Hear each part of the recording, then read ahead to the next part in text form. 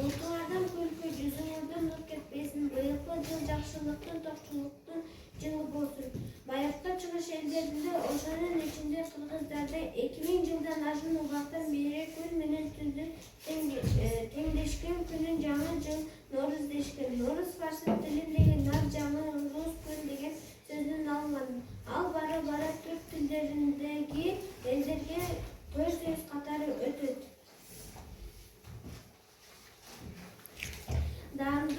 Damdı çayım dasıl kundum bayramı.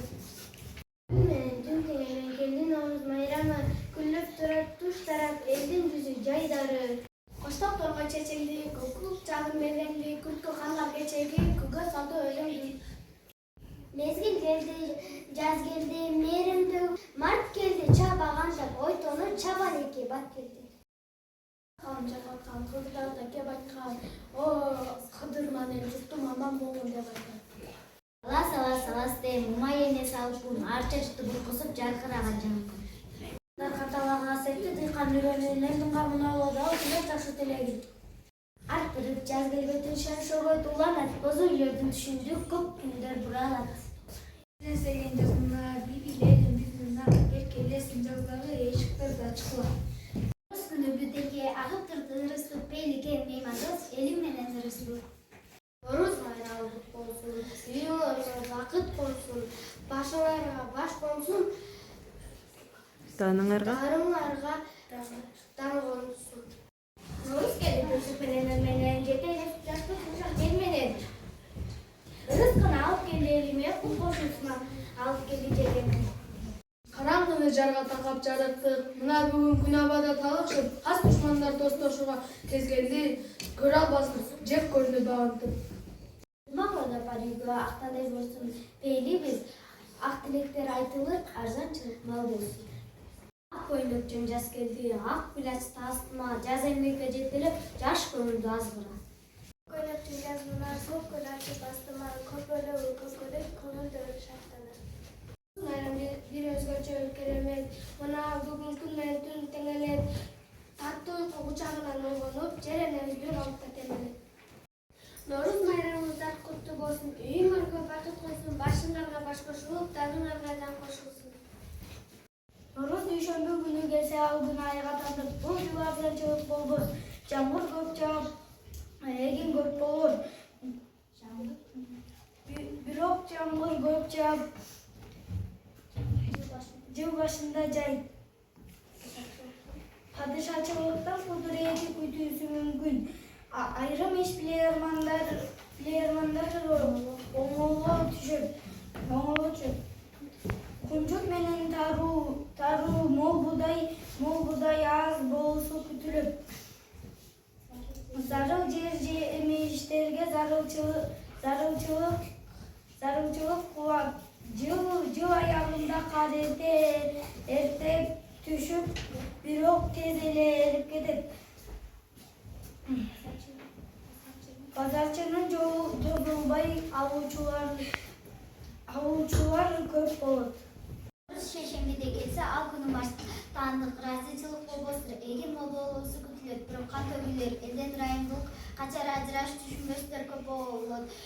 Жамаат тарыхый элди аралайт. Падышанын өмүрүнө коркунучтуусу мүмкүн. Бул жылы эрте айда алган эгин мол болуп чыккан жылда эрикке жашылсалар аз болуусу күтүлөт. Бирок кара аз жашылык жыл аягында көп сел болуп, адам баласы көп чыгымга учурашы мүмкүн деген маалымат жазылган.